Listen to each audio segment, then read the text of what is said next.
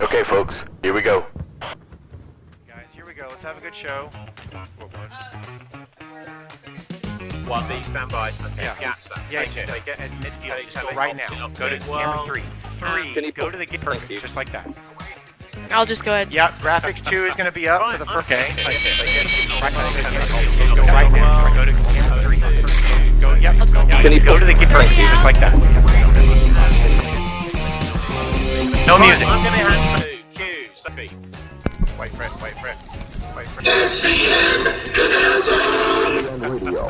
On radio in the Canal Zone. All right, guys, mic check. Go ready. Okay, Ricky, mic. Yep, I am ready. Wait, Fred. Willie, mic check. Yep, let's go.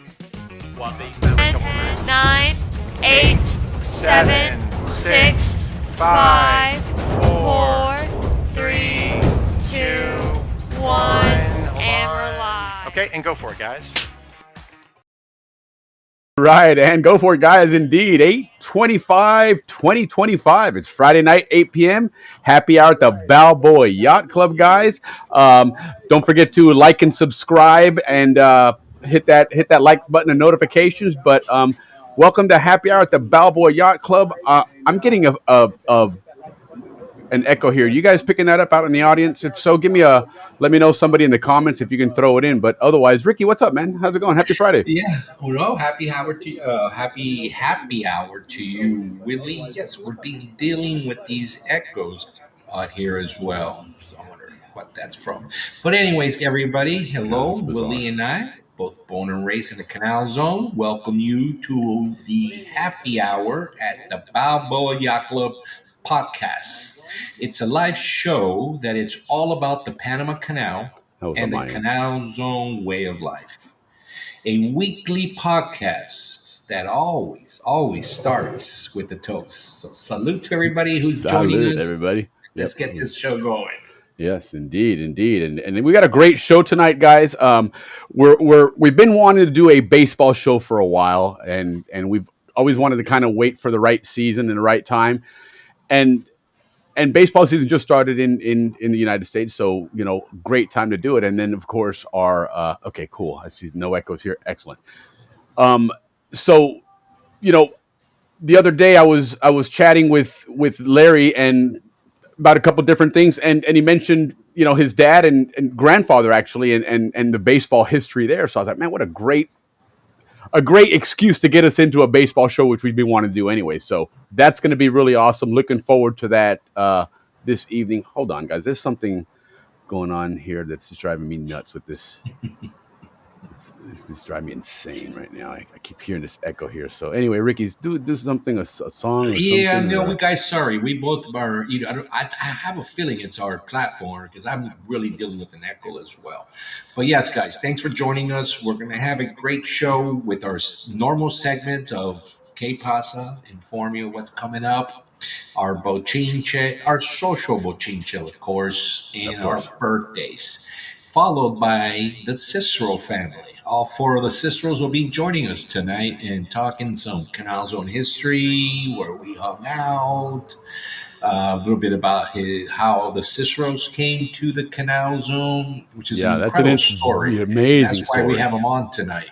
Yeah, indeed. And I think I've got that audio thing fixed now. But yes, that's an amazing story, guys. How they got down to Panama, and it really is truly a baseball story, which again makes it perfect for kicking us off with our baseball coverage here. But nonetheless, a couple other things going on. Like we say, our K-Pasa is something that we want to do to keep you guys informed with what's going on with our in our Zonian community. So let's get a couple of announcements going here, and then we'll kick it off, get into some bochinche, go over our birthdays here, and then get the Cicero family on to kick off our SCN Canal Zone baseball coverage. So anyhow, let's get that. SCN Television presents Que Pasa. And now here's this evening's host, Army Sergeant Bob Foster. Good evening and welcome to Que Pasa. We've got two guests tonight. First Sergeant First Class Jim Webb. Sergeant Webb's with the 227th Military Police Detachment. So again, remember that tune? What was it? Who was that again, Ricky?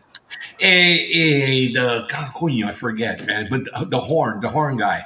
Yes, it was Herb Albert and the Tijuana Brass. That was Tijuana a cool Brass. song. Yes. So, but nonetheless, before we get our K-Pasta and some announcements, let's go ahead and say hello to some people. Ralph and my dad. Actually, my dad's on, but we were testing earlier because he wanted to make sure that he connected and was able to jump on a chat. So we threw it in. I said, "Well, go ahead and type something there," and it popped up. So there it was. So it's a little bit earlier, but nonetheless, he's probably on right now as well. And yes, thank you, Dodd. No echo, good. It was on my computer. I don't know why this is playing an audio in two different places, but nonetheless, it's I think I got it fixed now. Long time listener, first time on YouTube. There you go, Ralph. Right on. It is, man. And Ralph was our first one to buy us a beer last week. So again, Ralphie, thank you so much for that. Much obliged here. Buggo20, how you doing, man? Happy Friday to you. Salute to everybody. Have a happy Friday. Kick back. Enjoy the ride. We're gonna have a lot of cool things to talk about here. But before we do that, let's kick off a couple of quick announcements here, which is our whole K-Pasa here. So coming up in May, next month, which is around the corner. I mean, it's 25th of April today anyhow, but last Friday. It is. That's right. Next week, which, by the way, next week, that means that Dave Dahlstrom. That's a great announcement. Great. Our Canal Zone historian is going to have some more Canal Zone history for us. But then following that up the next day, then May 3rd, is the PCS Gulf Coast Spring Fling Pool Party and Potluck. Mm-hmm. Okay, that one's going to be hosted by Kelly Fenton and a couple other people. And I apologize, I don't have the names in front of me right now. Williams. But nonetheless, it's down in Palmetto, Florida, which is on the west coast of Florida, down at the Esplanade at Artisan Lakes Clubhouse, 10730 Inglenook Terrace in Palmetto. So 11:30 to 4 p.m. It is a potluck. Bring some food. There we go. Right on. Thanks. I appreciate you, man. Absolutely. You can always check these things out at the pancanalsociety.org events. You can go on there and all the Zonian events on there. But check this one out. Make sure you get down there if you can. June 29th, the Pan Canal Society Southern California Luncheon and Potluck. Again, another Zonian potluck on the West Coast, 11 a.m. to 4 p.m. in Newport Beach. Contact David Lane at Lane David L, looks like, at cox.net for more information. Again, you can find this at the pancanalsociety.org website. Also, let me I'm gonna grab this and put it in there. This was a last second add on there, so I didn't get to update it on the screen, but you guys can see it here. So Jim Duffus, who joins us quite often here, and actually is going to be joining us to do our Gatun transit with the Pan Canal report with Andrew F. Demaitis, is going to be joining us. But he hosts an event, a golf tournament in honor of his son Josh Duffus, who passed away 2 years ago. And they have a no surrender golf tournament. This one's No Surrender 2 on the 27th of June out in Elk Ridge Golf Course in Carson, Washington. So if you're out on the West Coast, see if you can make it out there. Quite a few Zonians are already going out there. All proceeds will go to his old golf team at Stevenson High School. Cost is $125, includes golf cart, lunch, limited to 115 players, which they filled last year. So if you want to go out and do that and make that trip out there, make sure you do it in time. Have some Zonians already traveling for the event. They're going to be hosting an evening barbecue at their place, at the Duffus place on the 26th. So if you guys can make it, check them out there. Jim, of course, is on Facebook. I'll get his contact info if somebody can't make it, but maybe wants to donate or something. I'll figure out a way to get you guys to get in touch with Jim and help out with that great cause. So thank you, Jim, for letting us know about that. And again, more than happy to put that out there. So yeah, Willie, on Kelly's potluck, at the one that you mentioned earlier, there's a couple things that we need to mention on that. First, the two other sponsors are Cheryl Williams and Dixie Barons. Yes. But guys, for the potluck menu, this is very important. If you're going to go, you want to bring your some potluck with you. If your name starts between your last name A through H, just like in football at our school, you bring in salad or appetizer. Okay, so Red Machine is salad and appetizer. Yeah, if you're between I and R, which is where I am, you bring the main dish. Okay. And if you're from that'd be Bulldog S through Z, as in zebra, desserts. So that's very important, guys. Well, I was going to throw them out like the Atlantic side, but then people think that I'm dissing on them. You don't want to diss on anybody that's bringing dessert, right? So we got to give them a cool name. That'll be that's from S to Z. Okay, S to Z. I mean, S to Z. Yeah, those are the dessert people. Either way, but now you know if based on your last name. Is it maiden name, married name, or I guess depends on which dish you want to make, right? You can pick whatever last name. We're not going to complicate that. That's for somebody else to decide. But nonetheless, make sure you get out there. Bring a main dish. Make yourself a royal. Bring a main dish. There you go. So anyway, and then moving along further down the road in September, but this is out in North Carolina. The 13th of September, the North Carolina picnic. It's 1 to 4 p.m. In Denver, North Carolina. All right. Didn't know those in Denver, North Carolina. Learned something new here, didn't we? On Lake Norman. How about that? So, well, we found out there was a Panama, Nebraska. You're right. That's right. That's right. And I know there's a Tampa out in somewhere out in the Midwest as well. I think it's maybe even Nebraska. It might be Nebraska or Iowa or one of those places. There's a Tampa there as well. But anyhow, Sheila Tucker or Sheila Webb at naper74@yahoo.com is where you want to get in contact for that one, the 13th of September. So in North Carolina. And then down in South Alabama, the Seitz family is throwing their annual picnic. That's usually a big gathering as well. Get a pretty good sized crowd for that one. Shorty and Slim. Yeah, that's right. Shorty from Shorty and Slim. September 20th in South Alabama. Get a hold of the sites at czsites@gmail.com for more information on that. But anyhow, that's our K Pasta. Yeah, so absolutely. Have fun doing all that stuff. Remember, guys, check all that stuff out at pancanalsociety.org. You've got all the events and stuff there. By the way, make sure you get your membership enrolled. It's so embarrassing. The other day, I realized that my membership had lapsed, and here I'm telling everybody, get your membership enrolled, and I didn't even have mine enrolled, man. So, but I did enroll again and all that good stuff. So, the party can go on now. But cool, a couple other people on. All right, Dad, good to see you. You are connected out right on. Excellent. So, Dad's watching on the big screen TV, which a lot of people do. They put it on their big TV, and then they sit either on their phone or on their computer on the side and throw their hellos and their comments and all that good stuff. Yeah, I gotta get my mom to say hello. She's like, "Oh yeah, I'm in all your shows, right?" You're gonna have to start like Mr. Bettinghoff. You gotta put "Hola, Ricky." Yeah, well, I help him set it up before the show, and I was like, "All right, just leave everything set up, and as soon as the show comes on, you'll see it on the screen and do your thing." So, so Mark Owens is Buggo20, an Atlantic Side member. So we'll be getting some Atlantic Side coverage. I know I keep saying that, but I know Vern Couturier and I are going to set something up. I think here in May, we've got something in the works. Mark, would love to have you join us as well for that if you'd like to join. Jill, how you doing? Happy Friday. Good to see you. Oh, hi, Jill. How are you? And then Jill says, Ricky sounds like he's on speaker with some reverb. Yeah, we're working out a few things here. We'll get it figured out for the next one. Jim, good evening, Will and Ricky. Hope all is well and looking forward to seeing you guys. Yeah, absolutely. And yes, Jim, I do have a hat on this time because you're right. I had a green glow on me. I watched it afterwards on the show, and then I caught the comment when Jim threw it out there that, hey, Will, put a hat on.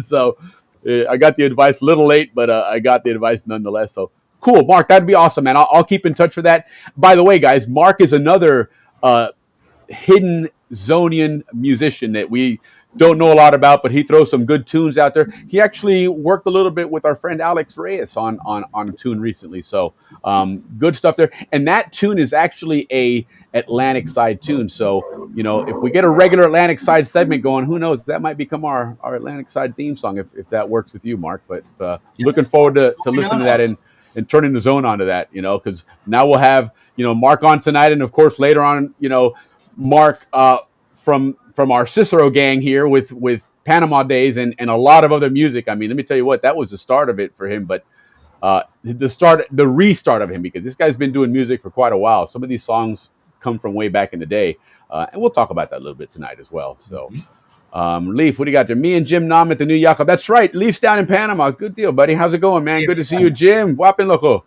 Enjoy. Saludos and cheers to you guys out there. Yeah. From the Yacht Club to the Yacht Club, right on. Salute, man. And we got a good restaurant recommendation tonight with Leafy.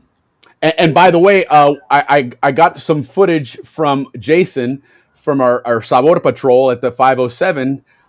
Some good stuff there, man. So I'm looking forward to watching that stuff. Although, listen, guys, when he comes on, I'm telling you, watch it either with a full stomach or be ready to go get something to eat, man, because he filmed some good eats from Panama, man. You see that stuff and you're like, oh, I'm ready to get some grub, man. So, yeah, be ready for that. But he sent me something. We're going to get that started here soon. So, and in fact, he's scheduled for around the corner, I think, to have that first episode, if I'm not mistaken, here in another 2 or 3 weeks. So, stand by, everybody, for some good Panama eating there from Sabor Patrol, Jason Curtini's, Jack Whitlock, on occasion. Matt Tomlin will make an appearance as well. So that should be a really cool way to learn about Panama. And for us that are going down there in January of next year for the Canal Zone reunion down in Panama, my class of 86, I know your class of 81, it'd be good to pay attention to some of these and figure out where we want to go get some food, because some of the places we went to probably don't exist anymore when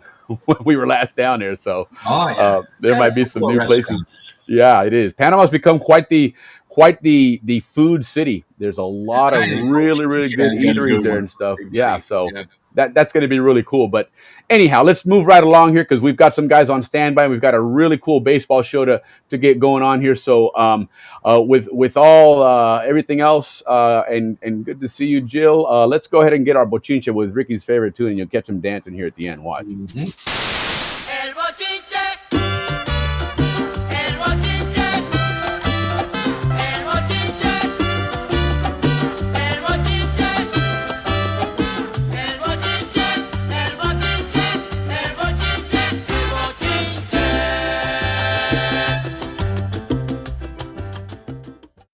There you go, man. Look at that. Every time. He just wishes the intro was longer. But I wish Jill was here to dance with me. See, there you go. All right, guys. Well, welcome to El Bochinche segment. Yes, it is my favorite segment because I get to be what I like to be, El Bochinchero of everything Panama. And let's start with our favorite Bochinchero subject, Meyer, our mayor. Mayor Meyer.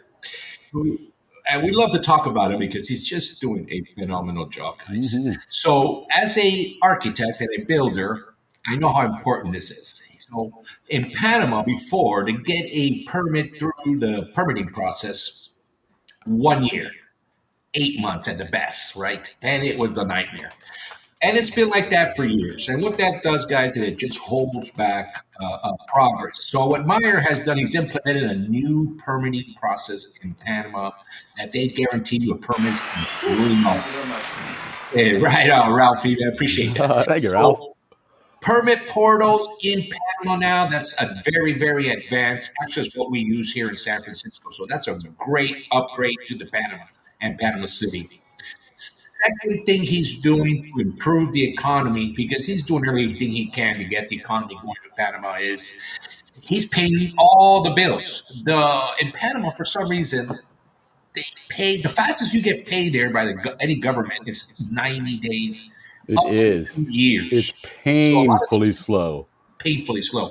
So that holds back the economy. Big time. Yeah, so no doubt. What Meyer has done.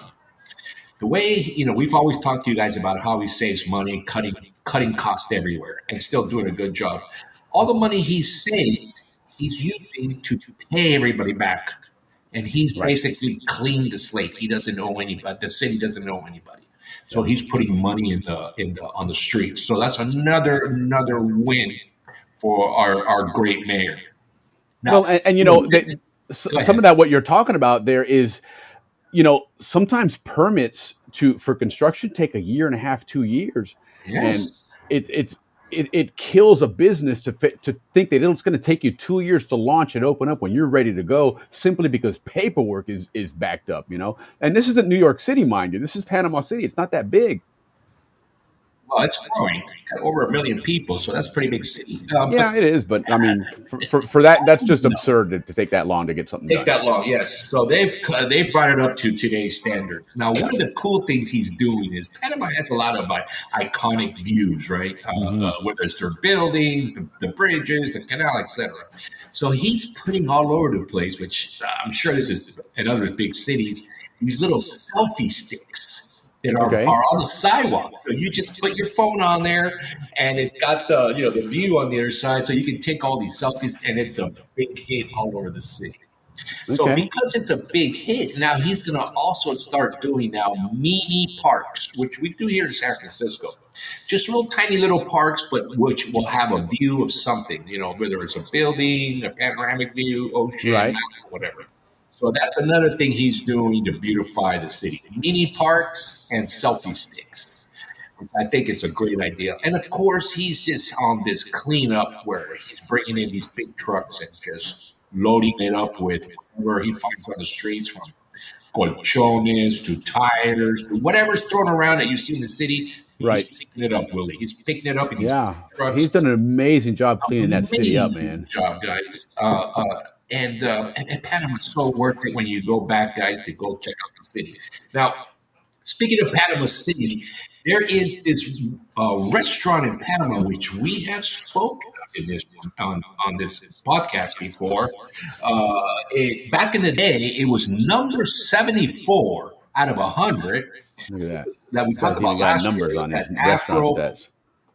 Afro-Panamanian restaurant called La Tapa del Coco.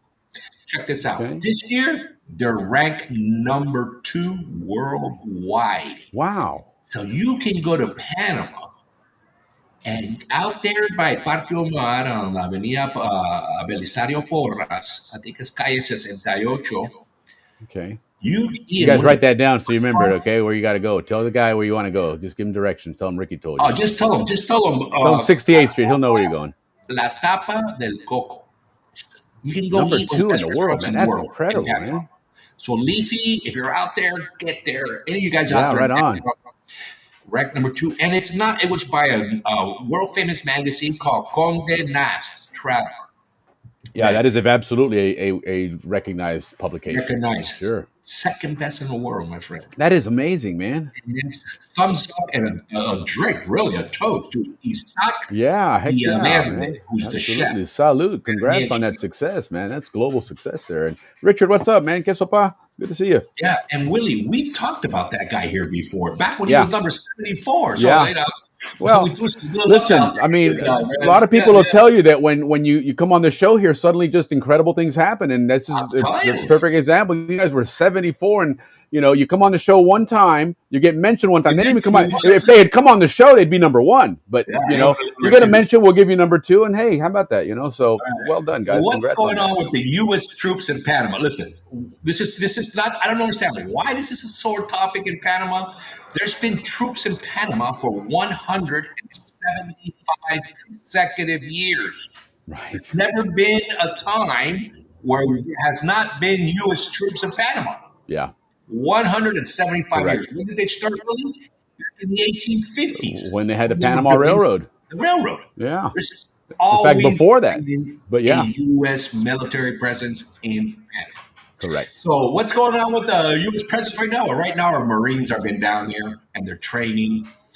They brought with them their F-18, the Hornet, so you can see them in Panama flying, Yeah. taking off from Howard left and right. They're there day and night. And they're out there doing some jungle schooling, really. And either, the pictures look like they're either at Fort Sherman or Meteti, that base out there in Darien. Wouldn't doubt if it's not both. Yeah, correct. I should probably both.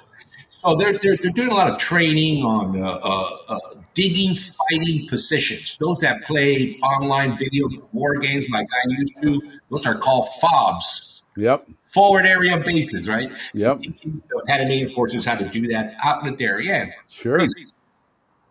So that's what our Marines are right now. And the band was just there recently, and they had a lot of concerts there for the folks in Panama. All right. Right. So what else is going on there with our troops? Well, we found out NASA sent over one of their super secret airplanes fly over the Darien. They sure did.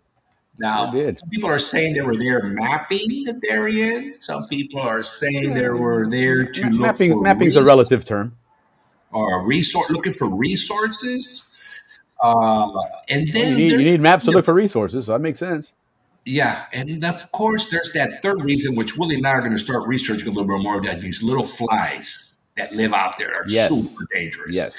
And that's been going on for a long time. Yeah, it's been going on a long time. U.S. and Panama have always had this relationship or treaty or agreement where in the United States they make these little flies, male flies that cannot reproduce. Correct. And then they fly them over to Panama and spread them all over the Darien Gap, and that protects our beef industry, our chicken industry, whole bunch of industries. Yeah, what they figured out was because it's so narrow there, of course, versus the southern U.S. border, that you sometimes, I mean, it's a choke point. So that's where you do the stopping. And so it's just been something that they've been doing for a long time. But it is interesting with everything going on now.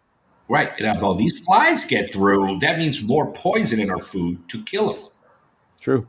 So that's something else that we're going to be looking into and talking about. Yeah, well, and speaking of food real quick, there's our host of Sabor Patrol, Jason Curtini, is telling us that restaurant's a good West Indian food. So very cool. We'll have to get some and then, of course, intel Willie, on it. there's a big cleanup effort now that they have completely stopped the gap, the D gap, like I like to call it.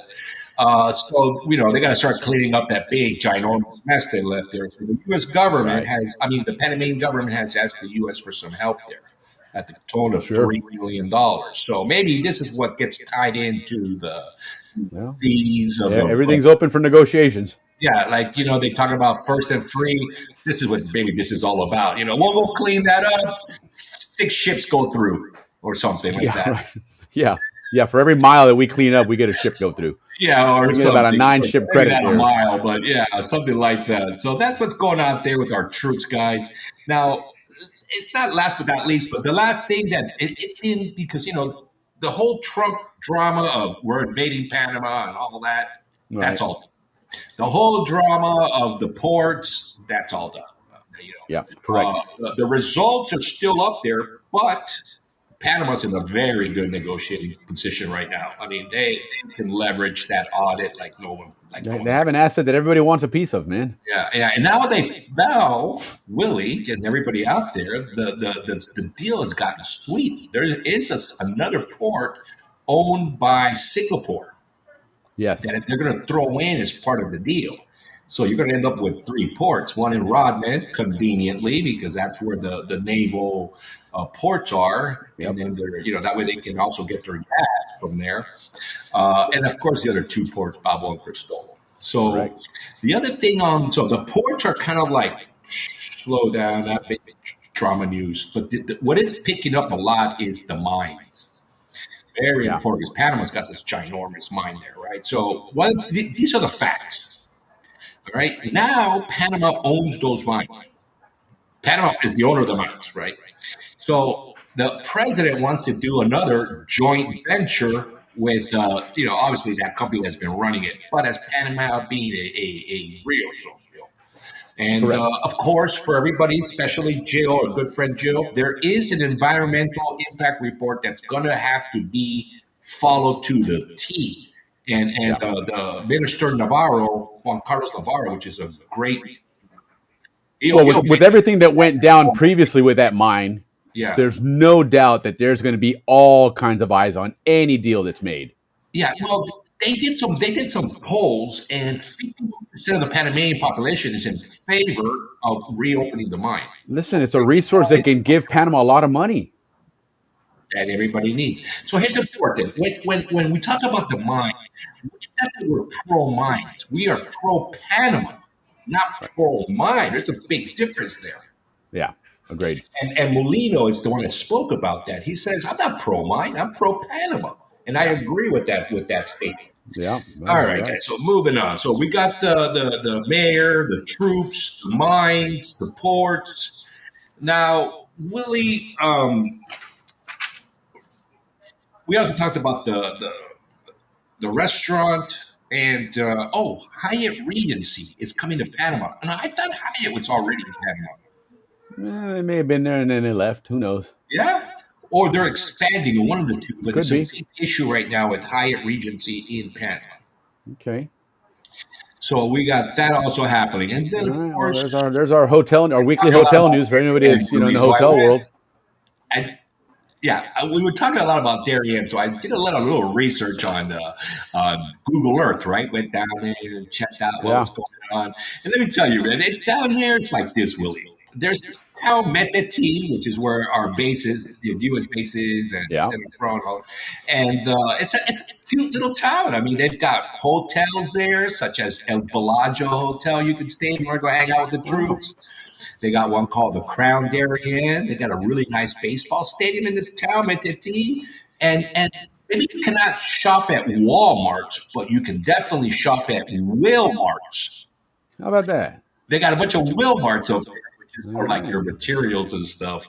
Makes sense. Great name to have. It's a becoming place. It's not really, that tiny, but it is small. But they have a nice town. They got a lot of cool things going on there. Sure. Now, Metati, it's about 140 miles away from the city. Okay.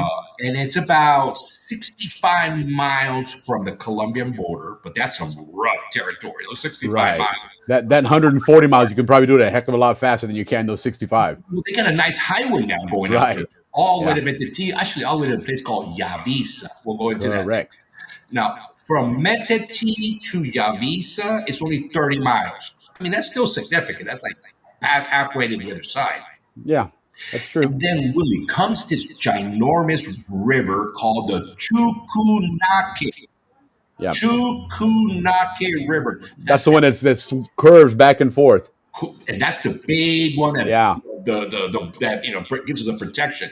That's the one they're putting a big bridge over. Now, Willie, everything on this side of that bridge, it's developed. I mean, there's towns, there's business, certainly there's roads. Everything on that side of that bridge, papito, there is nothing. There is nothing on the other side other than the Darien jungle. Little towns that you can barely see. It's amazing what a difference a river makes. Wow. It's amazing. I mean, talk about a natural barrier. And there's 3 natural barriers before you, once you cross the border, there's 3 rows of rivers that you're going to get through. So right now they're putting bridges over 2 of them. Yeah. And there's a third one that still doesn't have a bridge. So we're going to find out. Well, we'll find out next time that Michael Yon and Matt Tomlin and those guys get in there. Yeah, they'll find out. Develop it, but there's plenty to develop on this there's side more to that story than we know right now. That's for sure. Yeah, there's still a lot you can develop on this side. That no side, doubt. I don't know. Okay, well, anyway, something that we're looking into because we like to inform all you Zonians about what's going on in the Canal Zone. Yeah. Well, that's the boating check for the week, guys. Very good, very good. No, we're moving along quickly. We're a little bit on the long side, but not by much. Not by much. This is actually pretty close. 32. Wow. That's not bad. Birthdays. So we'll just roll right into our birthdays because we can knock this out pretty quick. Yeah, we're trying to keep it at 30 minutes, our first segment. Yep, and speaking of the Darien, there's Steve Talkman, who joined us last week. That was an awesome story about the smuggling operation and all that stuff involved there. And it was how all the planes avoid Panama and Colombia. Incredible, isn't it? Around us. It's like the Bermuda Triangle, man. They stay the hell away from that, man. Yeah, people are complaining. Why do we need U.S. troops in Panama? And it's hard to fathom this, but flight patterns, there's a reason why they avoid Panama.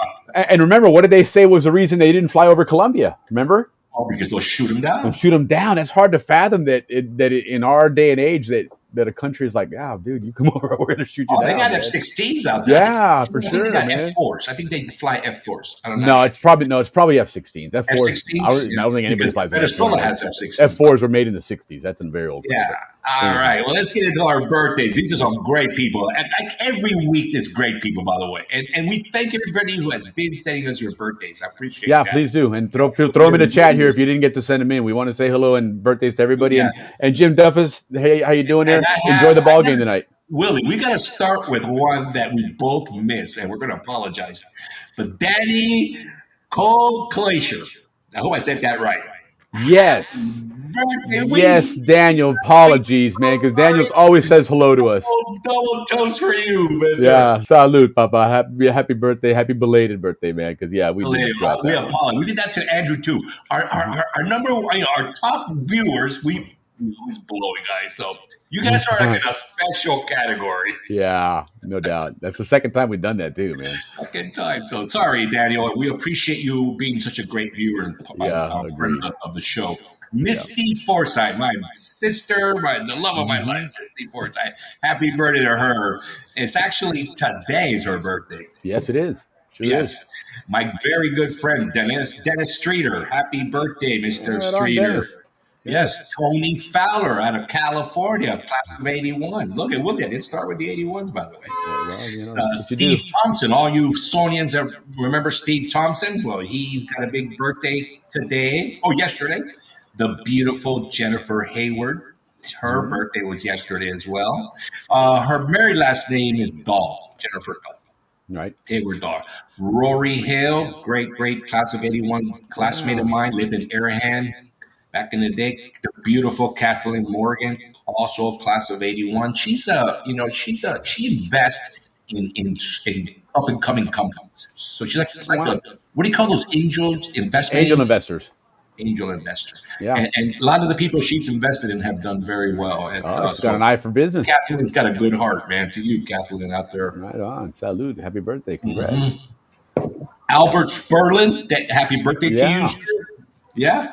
The beautiful Aaron Dawson. Every time we have a Dawson birthday, we got to say the beautiful. Those sisters are unbelievable. From the great Grimison family, Eric Grimison. Happy birthday, Eric. Happy birthday, Eric. Yes. I like Eric's sense of humor. He's cool. Yeah, I like him a lot. That's a good guy. Coach George Cotton. Yes, happy birthday, Coach Cotton. Indeed, happy birthday to you. One of the greater coaches. His daughter was big influence on my life. You know, going into Brands football. Speaking of the great Hanna family, John Hanna, happy birthday to you, Mr. John, who's doing a phenomenal job down there. You know, that family really, it's exactly how we all say, the zone would have never been given back. We would have stayed. We would have done that. Right. Well, the Hanna family did that. They stayed. They grew up there, got businesses there, grew up their children there like Zonians. I totally toast to those Hanna boys. Good job, guys. You guys have done very well for the Zonian community. Yeah, congrats. Happy birthday. You guys represent us quite well, you Hanna boys. Right on. Selena Jackwith. I hope I said that right. Happy birthday, Selena. Yes. Selenia. Roberto Kenyon from the railroad company, right? Am I got that right? I believe so. I think so. Or is his brother? Tony Lehman. Now, he's older than me, but I know he was a very good football player. I remember him being a running back. Okay. So happy birthday, Tony. Astrid Tapia. That's the big Tapia boxing fan. She was in my class in St. Mary's. St. Mary's? So she would be a class of 86 after Tapia, but not BHS, but she was St. Mary's. Yep. David Ng, great guy, great Zonian from AdCon. Mm-hmm. Steve Winberg, a very good football player. Yes. Another son of a Canal police. Football players. Happy birthday to Eddie Short. I know you tore up. Yes, Eddie Short, indeed, man. Good guy. Happy birthday, Eddie. Hey, yes. He knows what Eddie and I had this funny thing. It's just one of those silly things that, you know, everybody else will be like, well, that's kind of stupid. But when we were on Rams on heavyweights, every time Coach Gare wanted to say something, he would always start with, hey. You know, and then he'd start it off, and for whatever reason, we found that funny. So even to this day, we run each other. Hey, so anyway, got you. Well, hey, Gladys Annabelle, happy birthday to Gladys. Phil Duhon, hope I said that right. Yep. Yeah, Todd Newman, happy birthday, Mr. Atlantic Newman. Cider. Willie Benny, happy birthday. Will Benny. Yeah. And then there's Elvis Thiessen. Cool name. How can you not be cool with a name like Elvis? Right. Rita Sosa. Happy birthday. Yes. Very beautiful. A lot of people had her for a teacher. This is very beautiful. Lisa Sasso. Yeah. Happy birthday, Lisa. One very, very good friend, John Reardon from La Boca. Happy birthday, John. Hope you're having a great celebration. And Ricky Manning. Last but not least, Willie, one of your relatives. Samantha Lindgren, my niece. And Christopher Lindgren. She had it last week, and Christopher Lindgren had it this week. My nephew, her brother, up in Wisconsin. Happy birthday to all of you. Yep. Right on. Of course. I didn't even get my birthday tune up there. My apologies, guys. Look at I'm dropping the ball here, man. But let's get that tune up.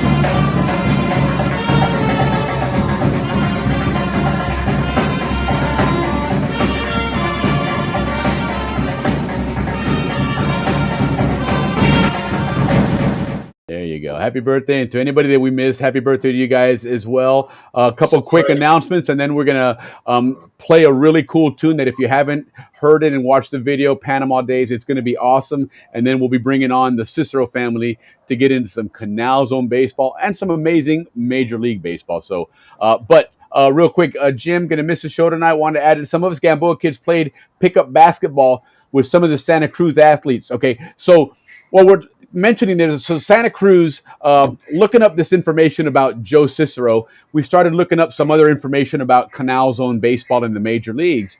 And there was, I guess you could almost call it a cluster of baseball players that went into the major leagues from that Santa Cruz area, which was right outside of Gamboa.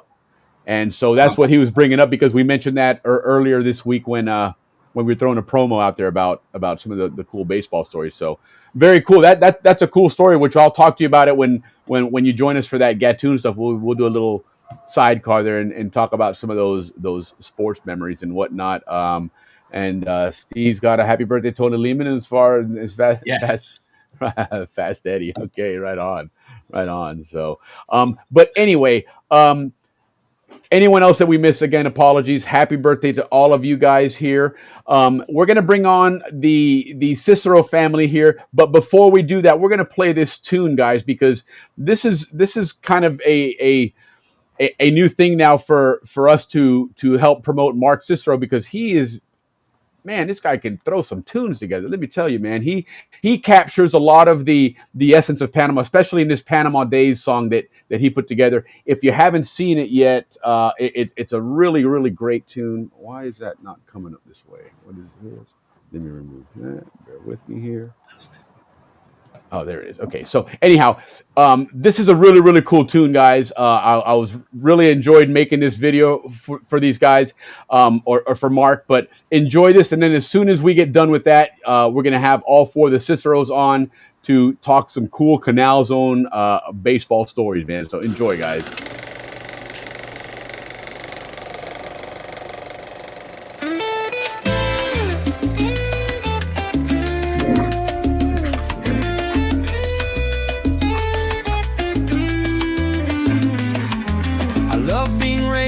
Tropical land, miles of beaches with beautiful sand, ships in the bays they pass through, view of paradise for the captain and crew. I always remember the mango trees, fruit hanging low among the leaves. Napoli's pizza earns the crown, clubhouse empanadas best in town. Park roadside where the causeway ends, living life with my Zonian friends. As I watch the Pacific's crashing waves, it takes me back to my Panama days.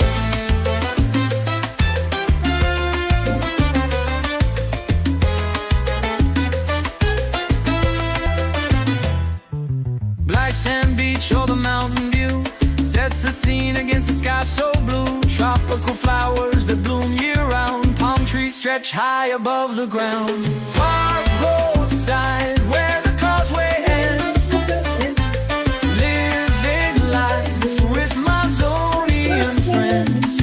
As I watch the Pacific's crashing waves, it takes me back to my Panama days.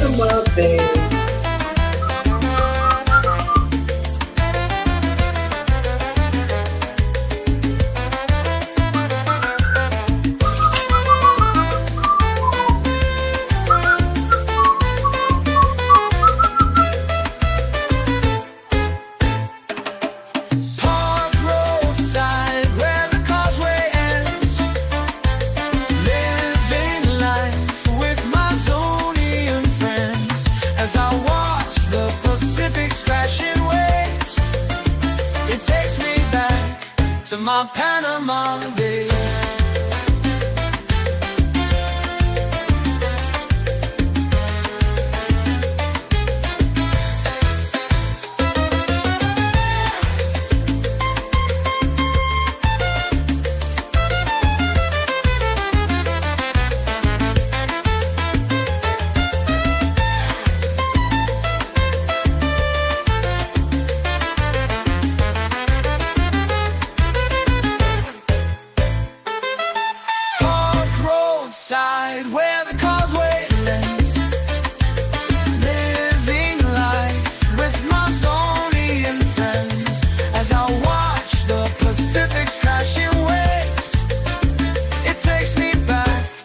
my Panama Days.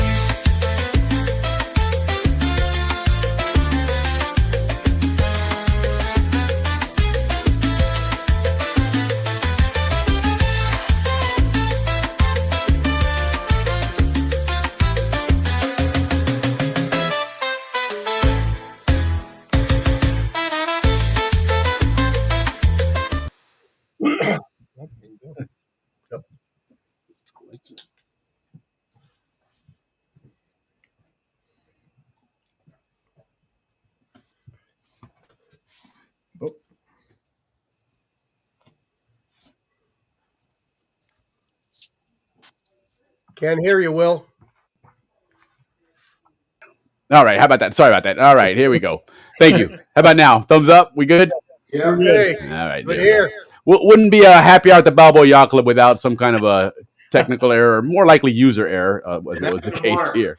But as you can see, guys, we've got 3 of the 4 of the Cicero mob, the Cicero clan, the Cicero family joining us. Really excited to have these guys on because they've got, of course, a great Zonian history, a lot of sports history and whatnot. Larry and I worked together last year on the Balboa Rams reunion. Got to know Larry quite a bit from working with him on that and their story. But their story that we're bringing today is all about baseball. As we know, baseball season is in full swing now. So I'm going to let them tell us that story and kick things off. So Jim, Larry, Craig, and Mark is here, but I don't see a video. I maybe the audio is there, but welcome, guys. Happy Friday to you guys. Happy Friday. Yeah, happy Friday. Awesome. So thanks for joining us with this story here. Larry, I'll kick it off to you first. Tell us first, we're going to learn about the Cicero family. For those of you guys that don't know the Cicero family and their Canal Zone history, get to know you guys, graduating classes, a bit about you guys there, and then we'll go ahead and talk about Grandpa and his amazing story getting here to Panama. So again, Larry, go ahead and kick it off here and give us your story on your Canal Zone history. Well, I don't know what I can do. I'm right here. Well, baseball right was here. a big thing. We played baseball. I got no lives sound. in Panama. I played in multiple leagues all year long, from baseball to softball. We played American Legion, Little League, VFW, Fast League. There were many different leagues. Let's back out and Played with. start. All right, I think Mark has a few technical difficulties. He's working on that now. So I played baseball. We played up in the interior of Panama. We played tournaments up there. I remember playing. We went to Atlanta, Georgia, and played a tournament up in Atlanta, Georgia. So baseball is a thing that was always in our family. My brother Craig and I played a lot together, and Jim and Mark played. So my dad was an avid baseball player. He played baseball, softball. In fact, I was the bat boy for their softball team, which was Phillips. I forget the whole name. It was Phillips anyway. I was the bat boy. So all the big guys in Panama, Bert Meade, Joe Wood. I don't know if you ever heard the name Delamater. Yes, Bill. He ran the show. All those guys, they were on that, and I was just a kid bat boying for them. So I remember that from the beginning. So, yeah, well, it makes sense that you guys would have such a baseball legacy. Obviously, your grandfather being involved, up into the major leagues and whatnot, and so it would make sense that your dad would continue that, and you guys there, and then of course your football legacy, because you were in those early Balboa Rams teams with Ray Maston and Scott Basso and those guys. And so now you and Craig played together. So Craig, what's your? So Larry, you're the oldest, correct? I am, yes. So Craig and I are close in age. That's why we played. So American Legion, we didn't always play together. Fast leagues we did, yeah, we did. So and even Little League. Yep, Little League too. Eventually, there were some years that I played with Jim. Yeah. So, so Jim and I played also in Little League, and I think because of our age, we're all like just over a year apart. And some years I was on Larry's team, and some years I was on Jim's team. So, sure. Sure. I do know that my parents, when they went to watch our baseball games, they would have to go watch 3 innings of Mark's game, and over to another part, 3 Jim's game, and then come over and watch 3 innings of Larry and them. Of course, got to give everybody some love, man. You got to spread it out. That's when microwave technology came into play. Yeah, indeed. Luckily, Indeed. all the fields were close together, so they just had to walk around. Yeah, that's it. That's it. That's exactly it. So now, Larry, what position did you play? Shortstop, second base were probably my primary. I did some pitching too, pretty much. Okay, right on. And Craig, what was your positions? Most of my years was first baseman, and then I started pitching. So I would alternate from first base to pitching, and I was the only true left-hander in the family. Jim was ambidextrous. So Jim, I'm trying to remember, you batted right, but true left, right? Yes. Really? That's interesting. My son throws right and kicks left. Yeah. So interesting. I'm all that's left. smart. I'm left-footed, left. That's interesting. Yeah. So now, Will, We'll clarify that. Each one of us is different. So he's all lefty, I'm all righty. Jim is right and left, and Mark is left and right. We're each one. Yeah. Wow. That's right. Wow, you covered all bases there. Covered all bases. You guys could have done your own little Eddie Fein or King in his court gig there, in a sense. There, you know. I read about those guys. I was going to talk about them tonight. Yeah, that was good stuff. Yeah, we'll definitely get to that because I want to talk about some of those baseball events and softball because it's all kind of the same thing anyway. But okay, so you guys on now? Yeah, you're good. You're on. You look good. Sounds good. Everything's good. Yep, loud and clear. Good deal. So now that you've announced yourself there, so tell us your end of it here, Mark. What was your position? And of course, obviously, you and Jim played together more. So as the two younger ones. Yeah, so I mostly was a catcher, especially in my teen years. Prior to that, I played outfield and some infield. I pitched a little bit, but mostly I was a catcher. Right on. And then Conejos, right? What's that? Were you guys Conejos? We were Conejos. Yep. Okay. Yeah, we were Macaws. Yeah, even though Rick and I didn't play together, but we both happened to be on the Macaws. Yeah. We're the same age. So now, so of course we got to ask the obvious question here. Which one of you guys was the best ball player? Oh, Mark by far. Hey, not Mark. Class of '81. There you go. Ever the diplomat, right? I doubt very seriously I was not the best. I would imagine all three of them were better than I was. Larry, I would just say no comment. Yeah. There you go. It's always nice to stir up listen, I've got a rivalry with my brother, and there's just two of us, so I can imagine what a 4-brother rivalry would be like. So, it's happy out the Balboa Yacht Club. Why not stir the pot a little and see what we can get out of this, But Larry. Because we all loved Larry. We all thought Larry was cool. We all wanted to be like Larry. Right.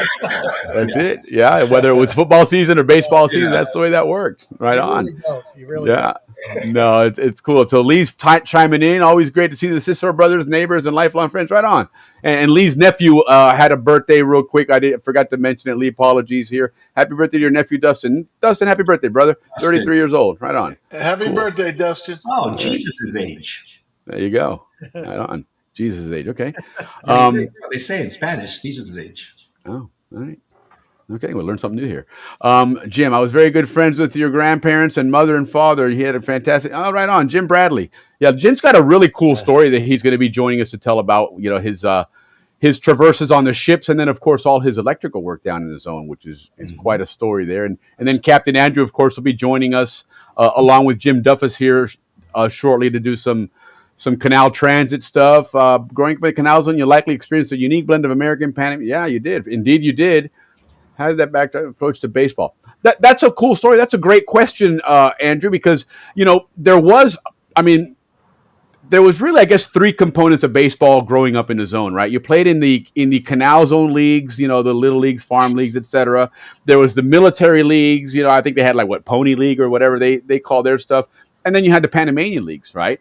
And then when you guys were playing, was there the Friendship Series as well, where you kind of mix and match things with even with the Panama teams? Did you guys do that as well back I then? don't remember that with Yeah, VFW we or played in American. tournaments where we would play against the Yeah, tournaments for sure. Yes. Oh, we didn't Yeah. play leagues. Yeah. Okay. Yeah, I think that's what maybe they called it a friendship league, but it was probably more like you say, it was probably a like a tournament series or something. Correct. Like All-Stars to bring it in. after the But season.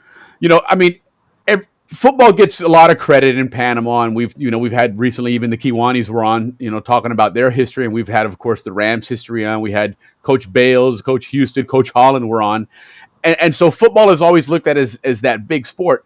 But when you think about it, baseball really was by far the more popular sport in Panama, both in Panama itself as a country, and then in the zone and the American side of things, because you're playing baseball at what, 5, 6, 7 years old, and all the way even through adults. There's adult leagues and there's softball leagues and stuff. And whereas football, it's pretty much 11 to 18 is really your football window there if you're playing Rams, and then maybe some high school and whatnot. So, definitely baseball doesn't get the recognition that it should get, and the amazing legacy that it had there, which is kind of a great transition then to talk about some of those famous Zonians that played in the majors, and this brings us to your grandfather. So, Mark, you kind of mentioned that you had some things you wanted to bring up about him. So the floor is yours, man. Tell us this amazing story that got the Ciceros to the Canal Zone. All right. Well, I'll start. So my grandfather, Joe Francis Cicero. So he was born in 1910. He wasn't a big guy. He was 5'8", 170 pounds when he started playing in the pros. Wow. So he's really kind of a small guy. But I'm going to start with his high school days. He was incredible, a phenom in sports in the high school. So he played for the varsity baseball team when he was in the 7th and 8th grade. And not only Okay. did he play for them, but in the 8th grade, he led the team in the batting. In the 8th He had the grade, that's highest playing batting against average seniors. in 8th grade. But he was an all around sports guy. So he in his varsity years in high school, he led the baseball team, the basketball team, and the football team in scoring the first 3 years That's of amazing. varsity. Yeah, and 5'8" too. That's not a big guy. It's like no, moving. no, he wasn't, and he had power. So he let's see, so when he was 17, he was still in high school, but he went and played in it was like an unaffiliated minor league called the Eastern Shore League. It was professional. He got paid, and he used an assumed name so that he could keep his amateur status in high school. He went by the name Joe Doty. And Okay. so at 17, he played, let's see, he played 62 games, and he batted 329 with a team leading 13 home runs at 17. At 17, that's amazing. At 17. And the manager of that team was an ex Red Sox player, and so that probably is why the tie-in to the Red Sox picking him up. Sure. So he dropped out of school his senior year and signed a contract to play with the Red Sox. And he went to spring training and he impressed. And they kept him on the next season, but he didn't see any action. And in June, they sent him down to a minor league team, and he played. Let's see, he played. He batted 285 in that league, and then the offseason he played some semi-pro football in New Jersey. Okay. And then when the season kicked up again, he went back and started out with the Red Sox. So here's the thing: he never really got on track too much. His first year, he played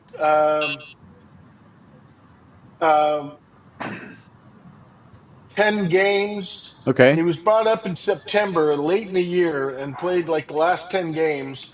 He batted 313, in that short stint. And then the next year, he started with the Red Sox, and he didn't get on track. He batted like a 157 or something, but he only played 18 games with them. Then he was sent down to the minors, and that's where he stayed for many, many years. He With now that, Go but ahead. that led to an amazing stat, correct? Yeah. It did, yes. So he was. It was 15 years between at bats in the major leagues, which is a record in the major league. So he was out of professional major league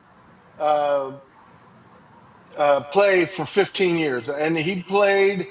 Oh my God, he played for every freaking minor league team. He made the There rounds. there were years like 1930. He played for 4 different teams in 2 different leagues. That's amazing. He moved around like it was just crazy, but he was actually pretty good in the minors. I mean, he had some off year on batting, but usually his stats were like from 285 or 265 up to 340. I mean, he was a pretty good hitter. Yeah, He well, and as we know also in he also was baseball, fast. He had he was stolen base, hits triples. Uh, so he played. Let's see. He played for the Red Sox farm systems, the Philadelphia Athletics farm systems, Cincinnati Red systems, the New York Yankees systems throughout all these years, and he actually played some Canadian what they called outlaw ball. yeah, what's that Uh, about? What's the whole outlaw ball thing? so Because it just sounds like so something a Zonian would do.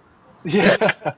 Or like So Dale it whiskey was or something. basically Canada used to be part in the system, the baseball system, and then Okay. they were removed from it, and so they were their own entity, and they was considered outlaw ball. So the hell So of it, we're I gonna play ball anyway, with whether you recognize us or not. exactly. Right So Don't my on. forget, father went Bill. up there. My grandfather went up there and played. You Heck know, yeah. we assumed that probably got more money to do that. Sure. I would guess. So he went up and played a couple years up there. He played some Canadian football while he was That's up so there, cool.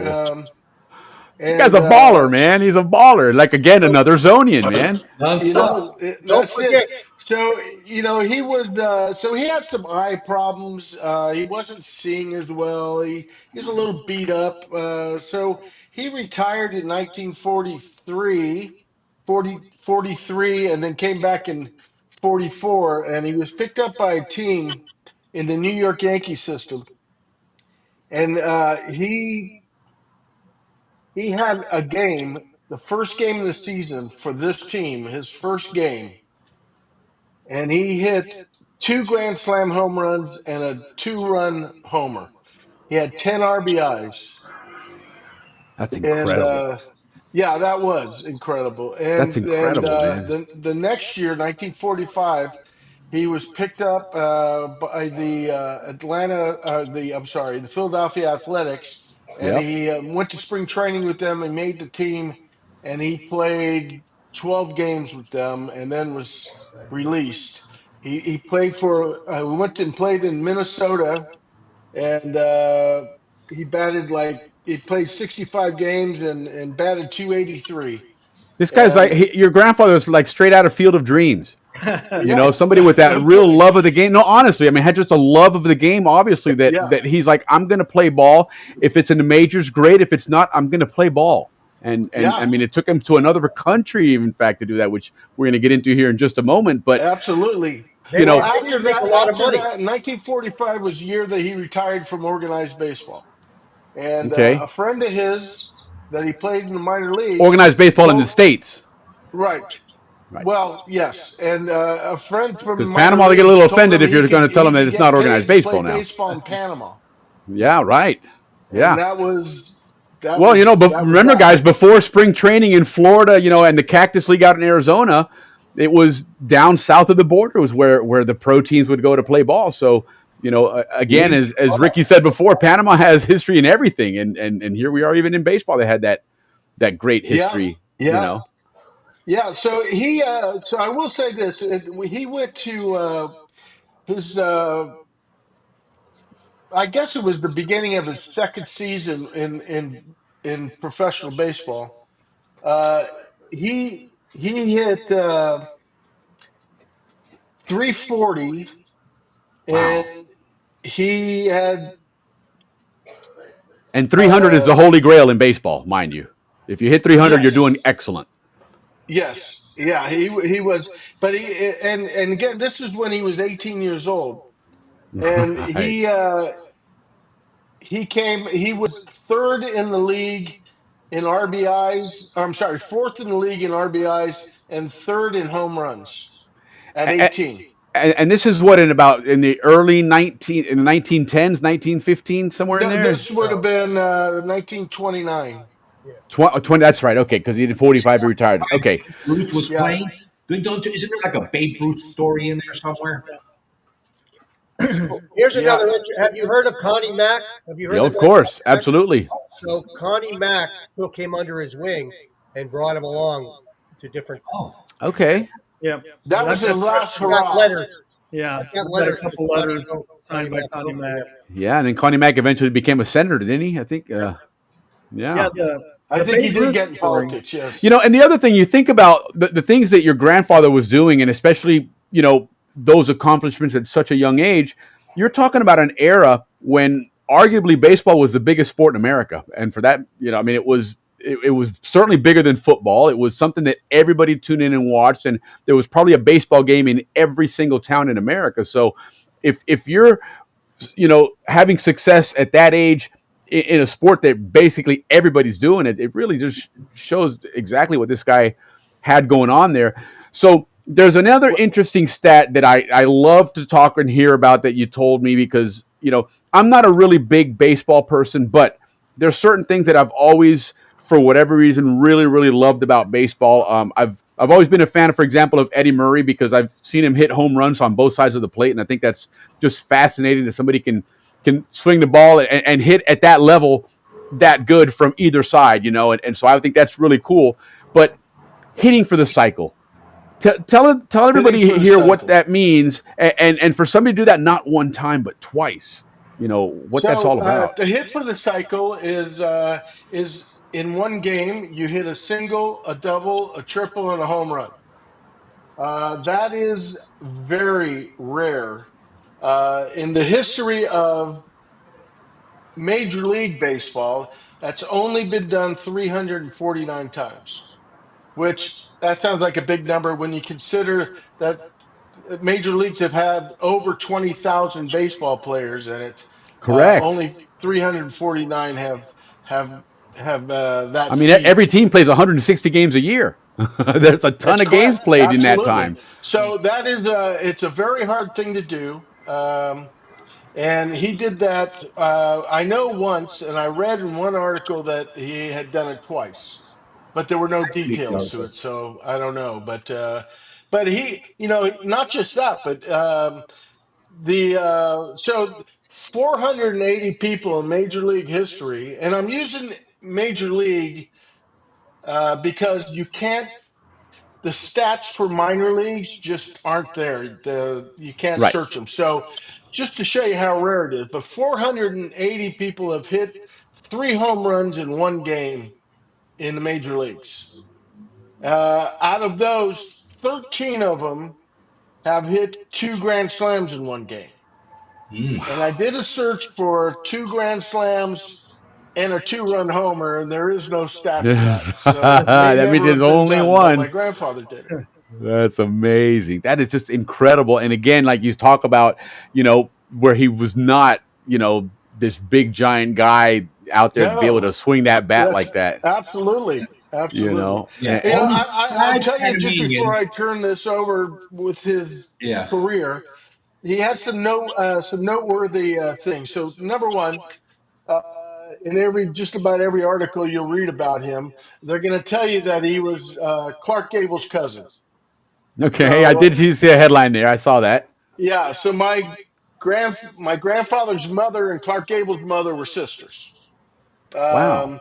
That Didn't he? I don't even know. I know they met. I know they lived together for a short time when Clark's mom was sick, but that was when they were kids. So I don't know that they ever got together when they were older. But Sure. he was also the first player born in the decade of the 1910s to make it to the major leagues. Wow. The first person. Interesting. And the year that he made it to the majors, he was 18 years old. He was the youngest player in Major League Baseball that year.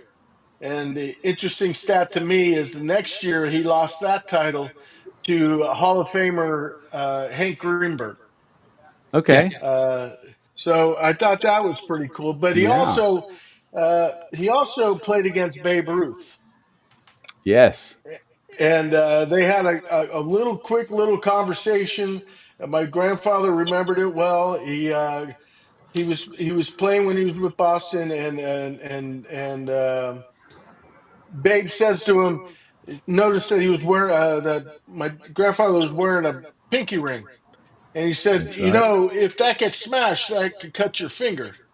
And my my grandfather said, "Yeah, I know that.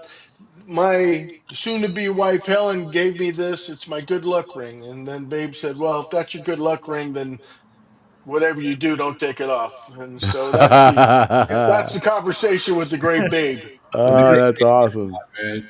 Yeah, he Yeah. said he remembers walking up and hearing, "Hey, kid," and that's when he turns around and he Yes, sees Right. Babe Ruth. yes, that's Wow. correct. Just like in the movies, yes. Yeah. Yeah, indeed. So now, do you guys? What are your memories of him growing up, and what did he tell you about his stories and whatnot? He was actually a very quiet man. Yeah. He was a man of few words, but one of the funniest guys I've ever known in my life, Yeah. and one of the kindest people I've ever met. But yeah, he's legendary amongst all of our family.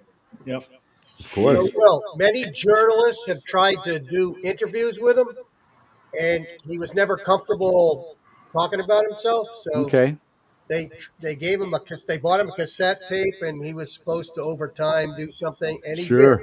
That was Okay. only that took him years to do that, and Cool. he just didn't tell a lot of the stories that are out there. No, I mean, if he was still around, though, I'm sure he would have come on the Happy Hour at the Balboa Yacht Club. It's a little different there. No Oh, doubt. absolutely, You know, absolutely. it's- There were drinks involved. If there were drinks involved, he would have been there you go. Right. Well, salute to that right there.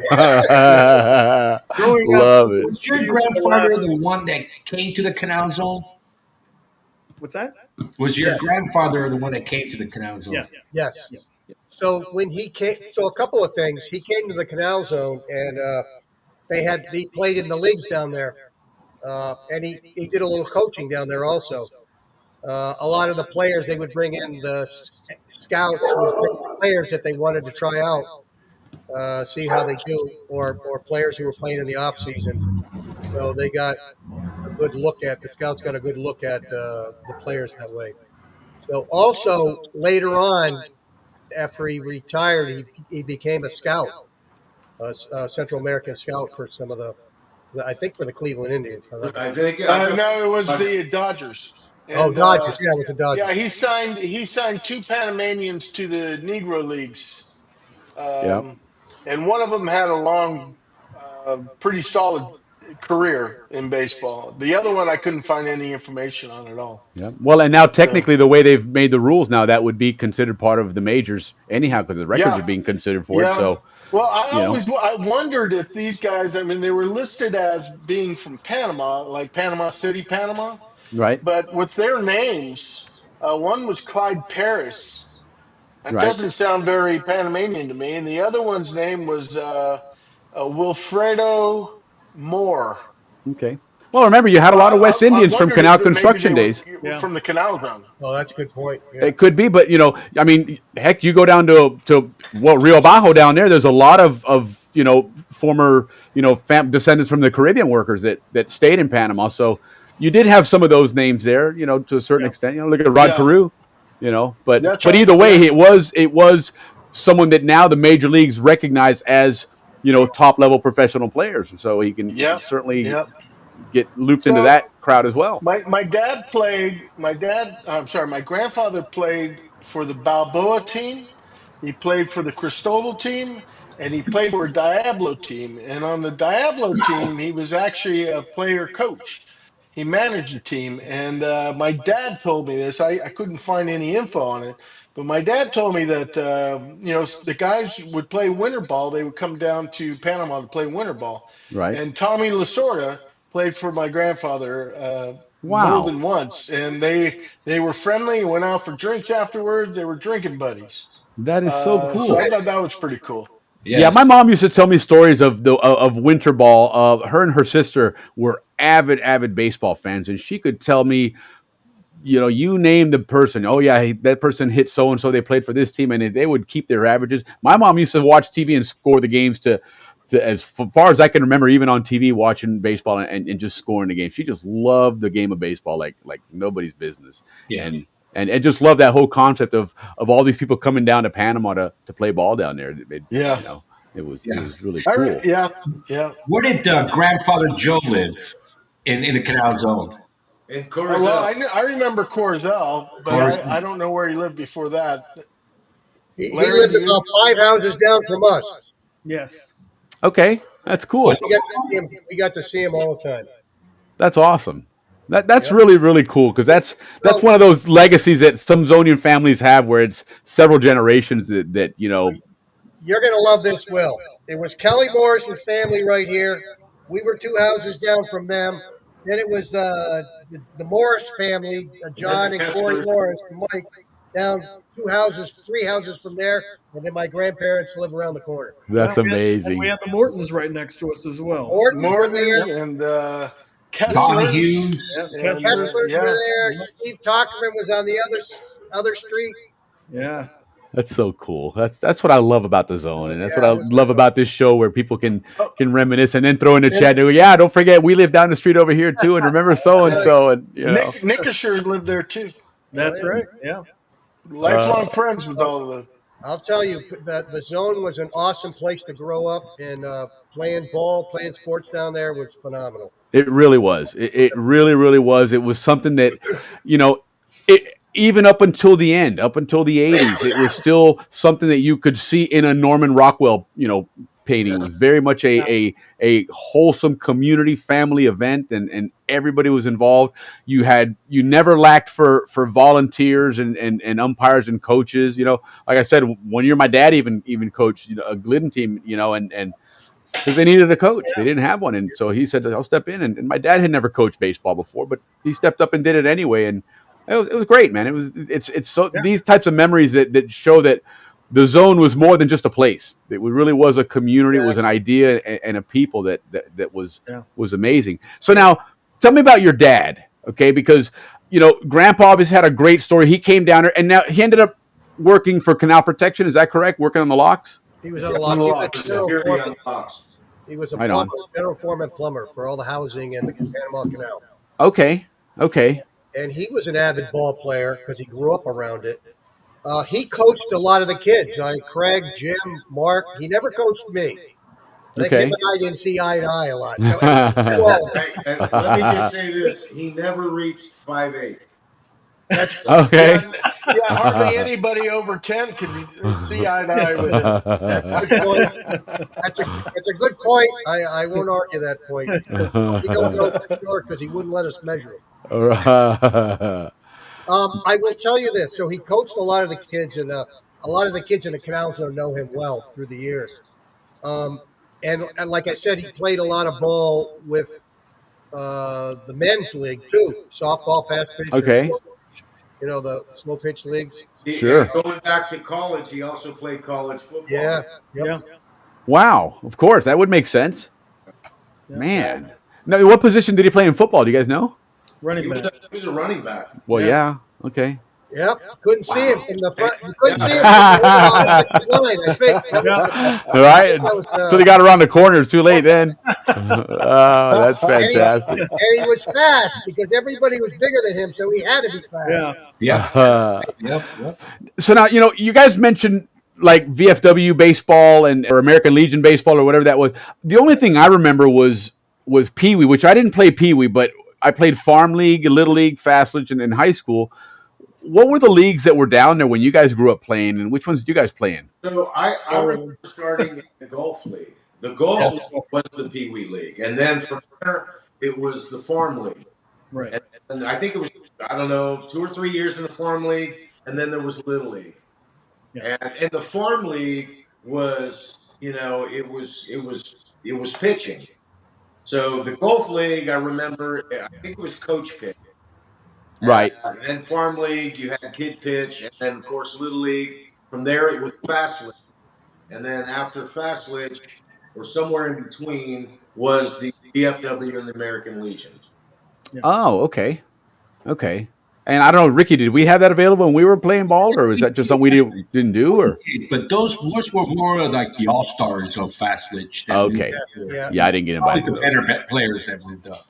Yeah, no, that was wasn't me. Rose played on those teams. So I'd like to tell you a little bit about some of the VFW teams. So I don't know if you've heard the name George Cotton or Catlett.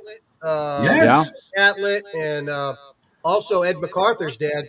They used to put on games way up in the interior in Panama. We'd go take a team up there and we'd go up and play. It was a great level of baseball up there. And I remember, Craig, you went up there once. We went up during Carnival. The whole town. I can't remember the name of the town, but the whole town.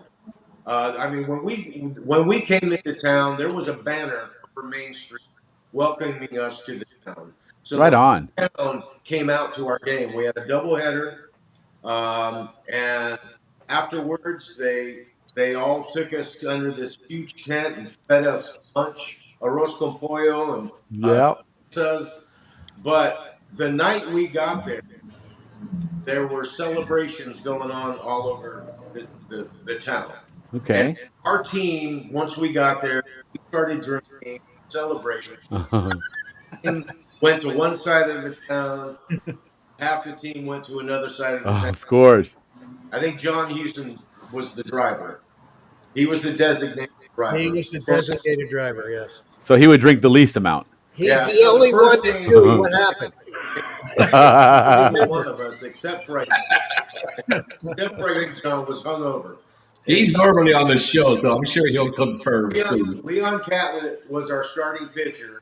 Yes, he threw 2 pitches and passed out. Yikes! On the bleep. Yeah, well, they probably passed the word around in town. Hey, half price for the gringos, man. We did have a blast, though. You know what was interesting? I did notice living in Panama, there seems like outside of Panama City and the zone, everybody seemed to always get along. You didn't really have that same type of rivalry and whatnot that you would. I don't remember anything different. You know, it was really interesting that in the interior it was just a different type of relationship, and I think everybody just accepted each other for, hey, we're friends, we're neighbors, we're all part of the same country, and you know what? I certainly treat people like that, and I think they treated me. I felt the same way. So yeah. There were no problems where we went. Yeah. And you had quality ball out there too. You know, I mean, we always remember in listening to, professional baseball down there, you always, of course, had Panama Metro was the big team everybody talked about. But I think, in fact, wasn't Cocle the champions this year, Ricky? I think one of the interior provinces the champions. And so, I mean, there was a lot of good baseball out there. It wasn't something that was strictly in Panama. Yeah, Panama Metro rarely wins now. Yeah. No, that's amazing. Panama, I mean, again, baseball is such a big sport. Oh, it's part of their national heritage. And I will say this, the level of baseball that we all played growing up, I think second to none. I think it's the most competitive baseball played anywhere. Yeah. After the World Series, they interviewed Bruce and they asked him, where did you learn to play ball? I mean, what was the most competitive ball you ever played? He said in the Canal Zone, Panama, when he grew up. He grew up in Howard. And he talked about the leagues. He talked about the competition. And he grew up there around 68. So Larry's probably right around your time. Yeah. But he was older, probably older than you, Larry, by a little bit. Oh, actually, Bruce Bochy by a lot. Sorry, Larry. Okay, that's fine. I like you, Ricky. It's fine. Yeah, you quit No, rubbing but it he in. did talk about. I was just thinking, when would Bruce Bochy would have played ball? I guess it was in the 50s. But he did say that Panama was the most competitive ball he ever played. Oh yeah, in the Canal Zone leagues. Yeah, I can believe that. I mean, I remember in farm league, that was really my first exposure to playing baseball. I, of course, grew up watching it on TV, with my mom and whatnot. But, listening to Coach Harley explain things that, I'll never forget one time. I was running the bases and I'm running third base and now after the fact, I know he was telling me saying round it. Well, all I heard was run it. So I rounded the base and I just kept going, man. And of course, the catcher had the ball. He could have eaten lunch before I got there, and that was the last out, and we lost the game and whatnot. And he goes, I told you to round it. I was like, you said run. He goes, I said round it. I was like, I don't know what the hell that is. I heard run it, So, but what you're talking about, that whole high level of baseball, that even those types of terms, like it drove me nuts. The whole, okay, this is the signals today. I'm like, God, I hated that whole. They were so damn fast. I didn't know what they were talking about. So, and I was never a good hitter anyway. So, I mean, if they're telling me to take a pitch, I'm like, right on, man. I was the guy that would wave the bat all around to distract the pitcher as much as I could, But then in high school, I ended up pitching, which was a lot of fun. And then it irritated me when other people did that. But that's my memory of baseball really is Coach Harley, because he's the one that taught me baseball and taught me to understand the game and the rules. I know John Kramer's dad, Mr. Wallace, he was a great coach in McCaw's for Fastlich as well, and Coach Bales in high school. But who was that coach, outside of Dad, of course, who was that coach that left the baseball impression on you guys? I'll tell you, with me, it's Herbie Rayburn well, I was doing a little pitching also. I didn't mention that before, but he taught me how to throw a curve. He was a good friend of my dad's. Okay. I appreciate the time he took me aside for a couple of days and taught me how to pitch. So he was big. Yeah, no, he certainly was, and he obviously had a lot of success there. And I'll tell you a funny story about pitching in the curve. I started pitching my junior year in high school. Never pitched before that, and Coach Bales was managing the team, and towards the end of one of the practices before the season started, we're wrapping up, and he's trying somebody out on the mound. I forget who it was, and I come running up. I was out at right field, and I was like, "Hey, Coach, let me throw a couple times." He goes, "No, we're busy." I was like, "Come on, let me just throw a couple times." He's like, "All right, throw." Well, fast forward, opening day, I get the ball. I'm on the mound now, so I was the pitcher. But the third game into the season, I'm on the mound, and I'm getting a signal 1, no. 1, no. 1. What the hell, man? So after a couple of innings, I go to the dugout and Darren Boatwright was a catcher. I was like, Darren, what's up? He goes, dude, you don't have a curve, man. Quit trying to throw that stuff. Coach just said, just throw the damn ball as hard as you can, just to hit the target, which I could do well, fortunately. But here I'm thinking I got all these pitches and stuff. He's like, no, dude, just throw it at the glove and nothing more. You could take a 10-foot lead. I wasn't turning and throwing that ball. My instructions were throw it to the catcher's mitt, and that's it. So man. So I wish I'd talked to Mr. Rayburn and maybe learned something, because Coach is like, no, dude, that's all you got is that fastball. Ricky, you remember Fritz Munn, right? Yes, of course. So I ran into Fritz lived in the Dallas area, and I ran into him one time, and we just sort of hung out for a while. And I told him, I said, man, in Fastlich, I said, I used to hate facing you. Man, he threw it hard, but he was the only pitcher that had junk. He had a great curveball. He had slider. He had a repertoire of pitches, and I hated facing him.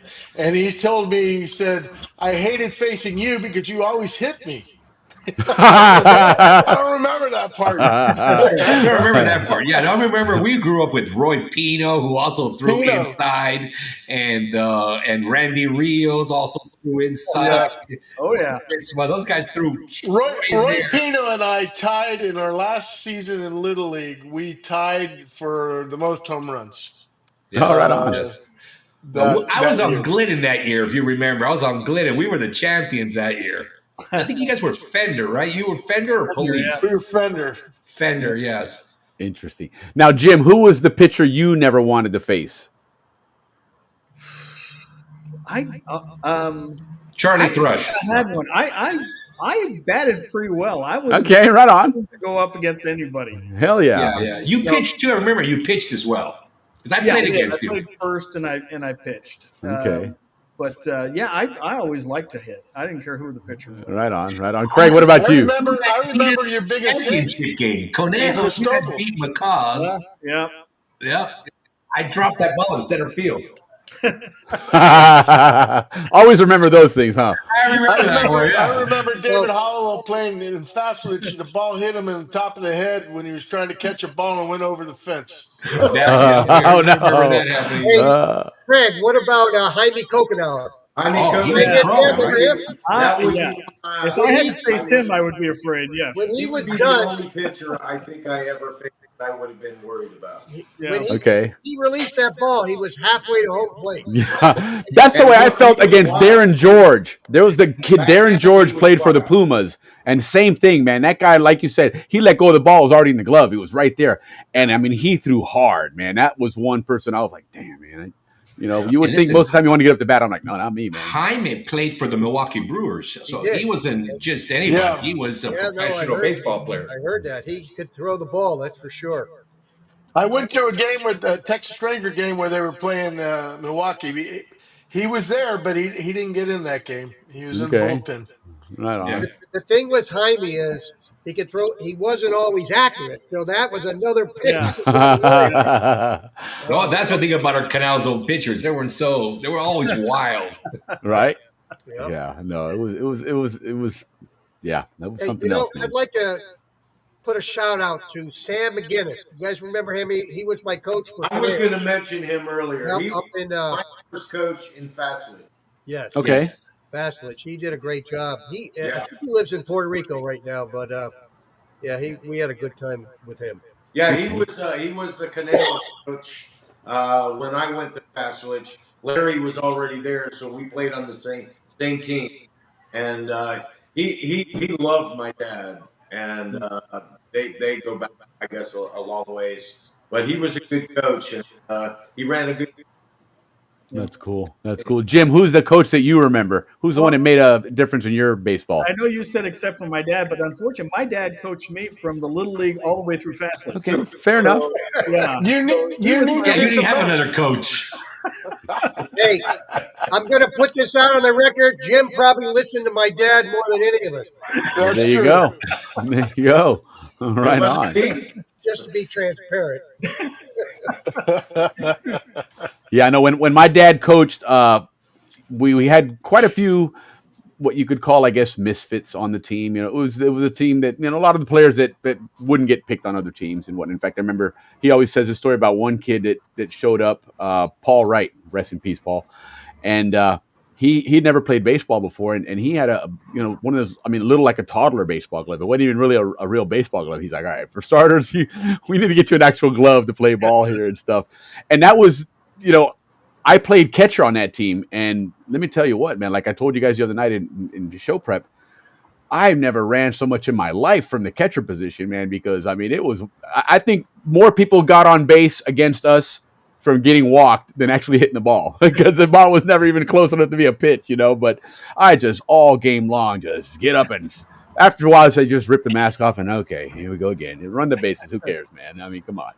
But that was, catcher was an interesting position. I think as a kid, and Mark, you can relate to us. There was something cool about being the guy putting your gear on before the inning starts and stuff, and you're kind of doing your thing and walking out. Tough kids. They are, man. Until you get the heat halfway through the inning. Yes, exactly. And like heat, man. Mm-hmm. Yeah, because the gear back then wasn't made to breathe, man. It was made in the USA where it was a hell of a lot cooler than it was down there, But so now, of all the leagues you guys played in, which one would you say was your most challenging or your most enjoyable league to play in, and who was the toughest team, that rival team that you guys played against? Because I played mostly in the police. My most memorable year, as far as playing baseball at the highest level, and I'm not talking about necessarily, I'm talking about the team I played on, was the BFW team. But Fastly was the most impactful years I had in baseball. I agree. I agree. I agree. Me too. Yeah. See, now I'm going to add a little. Fast Switch was awesome level of play, but when I was playing in Little League, Police and Gibraltar were high level That's true. players. Okay. I don't know. That's when Kokenauer was there. That's when Danny Gahagan. Police always had a good lineup. They were did. like the New York Knicks Yeah. of baseball. So there was a good level of play the years I was there. I do remember that. Same way we played. They had Kesslers, and Rick Gere was there. Rick Gere is dead. Yeah, I remember that. Now, didn't Gibraltar Life, didn't that become Fender? Yes. Yes. That's Okay. why I didn't remember. Fender. Okay. Yeah, I remember trying to hit against. Maybe Tim Kessler. He was the youngest of the Kesslers. Yes. But they were all ballers. Every one of those guys could heave that ball, They were man. good ball players. You know. I And grew up with Billy. And Okay. played ball with Billy all the way. Mark and I with Mike. Yeah. Yeah. Yeah. Every one of those Kesslers had an arm. I was in between. I faced both Billy and Mike. So, Oh, right on. Yeah, I played for Police first year in farm league, and then the second year again. I got to give you this then. You're Yeah, that was like I said. That was when. Oh, fuck's sake! Apparently, my dog doesn't like police either. He's well trained. Police. Now I remember I think it was farm league. My brother was on the team as well, my older brother, and this was batting practice before the game. I was out in left field shagging fly balls, and he hit one, and it went right in front of the sun. And rather than put my head down, I'm looking up, and the ball hit me right in the eye. Of course it did. You're right, You of course. know why? Because you were in the right position. That's what you're supposed to do. You're just supposed to use your glove. That's all. That was the only part that was missing, was put my hand up and put the glove up there. Hey, you got half of it. Yeah, exactly, man. But I'll tell you what, I was in a hospital for a little over a week. Because I had hemorrhaging in the eye. They put these patches over my eyes and stuff. It was pretty much a mess. Yeah. But and then fast forward to Fastlich, and we're in a game, and who was it? Brian Laverty, good friend now, but and he was a friend back then as well. But he strikes out, and I'm sitting in the dugout. I was like, "Hey, man, don't worry about it. You get him next time." He looks up at me and he just takes his helmet off and launches it at me, man. Smack right in the face. I'm walking out of the dugout, blood pouring everywhere. My mom's like, "Oh my God, what happened?" And I don't know, man. And coach is like, "What happened?" I was like, "I don't know." I told him, "Hey, good try. Get him next time." And next, I get smacked with a helmet. So baseball wasn't friendly to me, man. A dangerous game, Will. It was, and it was never actually playing in the game that I'm getting hurt. It's batting practice. It's sitting in the dugout, So, I enjoyed baseball like everybody else, but it wasn't my good sport. Man, whether you were in Pony League or Farm League or Little League or Fastwitch, the best part of every game was getting that free soda at the end. Yes, indeed. Hey, you remember the peanut guy? Was he there all those years after? Yeah. God, I remember him. He was an Olympic medal winner. Yes, he was. Yes, he was a sprinter. That's right. Now, when you guys played ball, did the O'Connors run the concessions, or was that later when I was playing? Later. When Mark and I played, I don't know who. Yeah, they were there, Mark, when we played. Because I remember Mrs. O'Connor would make those pizzas, man. Oh my God, they were so good. God, they would fry them up almost like an hojaldra or whatever, and put some tomato sauce on it. Man, those things were fantastic, man. But that was a good time. Question for you guys. Yeah. Did any of you all play in 2 leagues at the same time? I didn't. I played. No, I did. I played in 3. Wow, 3 leagues. Several times having to play a game, and then my mom would pick me up and take me to Albrook because I had a VFW game, and I had to change uniforms in the car and play. That's amazing. And then I played 1 year, and this was Fastlich. So I was in Fastlich, VFW, and then I played 1 year in the men's softball league. So I played against. Right on. I played know where against this is guys going. my dad played against when we were little kids. Right. Russ Stromberg. I remember he was on my team. I played for Stuber Gold. And I remember they only had 2 sized pants. baseball. I had the same size baseball bat as Russ Stromberg. They were, I had them all rolled up. Paper clips, string them together. But that was fun, man. Those guys, even when I was, I guess, 15, 16, when I did that, probably 15. Those guys were good, man. Those guys could play. So I got to add on to that story. So Craig and I played multiple teams. I just finished playing a Fastledge game, and I had to run over to the softball park, the men's softball. The game was starting. I run right onto the field. It already started. I go right to shortstop. Hadn't touched the softball or anything. Sure enough, I hit the ball to me. I grab from shortstop. I grab that ball, and I throw it to first base, and it goes over the stands. Straight to Fastledge. You can't take a baseball and you have a softball. All right, you still had your baseball hand on. I'll never forget Fastledge. Larry also played shortstop, and I was playing first base. And there were many times he threw it into the So it wasn't the baseball softball excuse that was valid here. Now we know. A little short for a first baseman. Larry, you know why they never made Larry a pitcher? He threw that freaking ball. Joe told us the story that he used to play. He used to be a first baseman, and he played on the team with my dad. My dad was, what was he, Larry? Shortstop? Shortstop, yeah. Yeah. Oh, yeah. And game was on the line. They were winning. They were a really bad team, and they were about ready to win a game, so they were pretty excited. And the ball was hit to shortstop. My dad got it and threw it to first base, and Joe Wood said the ball went over the bowling alley roof. He said your dad has a hell of an arm. So now I heard, and somebody said that back in the day, was it Chuck Connors? Is that correct? The actor, that he was also quite the ball player, and that he went down to Panama one time, and I think John McGee told me that his dad said that he hit a home run that I think they said would have almost cleared the commissary, the building behind Balboa Stadium there. Jeez. That he just launched that ball. You know, what's the biggest home run you guys ever seen out of Balboa Stadium? Oh, because that was a big field. There wasn't a lot of home runs hit out of there, unless you hit, I think, to left field. I don't know that I've ever seen him.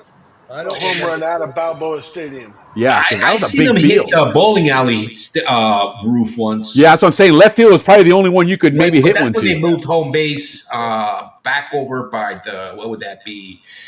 Towards by Roosevelt. The industrial building. Yeah, by Roosevelt Boulevard. In the back corner, yes. Interesting. I think that was Juan Cazorla, actually. Okay, well, that guy was quite the athlete. He was a small guy, like their grandpa. Yeah, but he was. He was small. Yeah.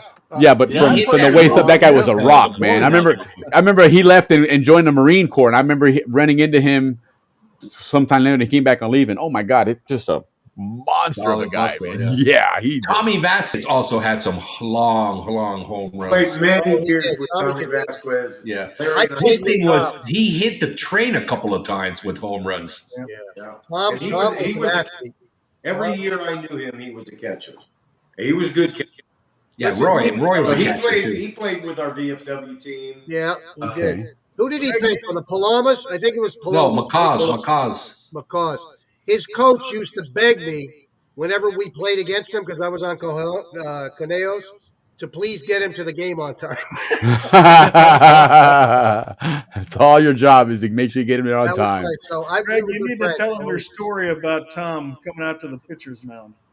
Okay, and I think I can't remember if this was American League.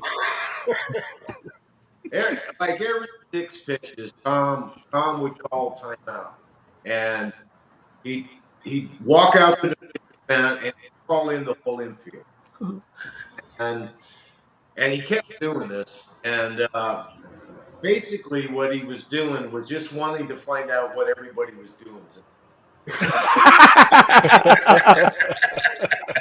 Of course. Well, What better way to do it in the middle of the game? He was a good ball player for sure. That's hilarious. I remember when I played in Fastlich, there was these two kids that played on Conejos, in fact. But I think they were from the military, but they were big, man. And it seems like every time they touched that ball, that thing sailed, man. I think they did hit the train one time as well. I like I said, I wasn't much into baseball, man. So if they didn't hit it out the right field, I'm happy, man. Because that ball came my direction, I'm like, oh shit, here we go, dude. Please don't mess up. Don't mess up. That was was a short fence too, wasn't it? Yeah, it was, man. Listen, when the coach said, "Hey, go out and do the scoreboard," I'm like, "Hell yeah, dude! Right on, man." That was a cool gig to go and sit up there and mess around, and give the outfielders on the other team a hard time, and put the numbers up there. But I remember Kenny Morris. Memory I always have of him is so when he's batting. Kenny's a good athlete. Oh, So he's batting, Yeah. and the pitcher throws it where it almost hits him. Like it looked like really close. First thing he does is he drops the bat and starts limping towards first base.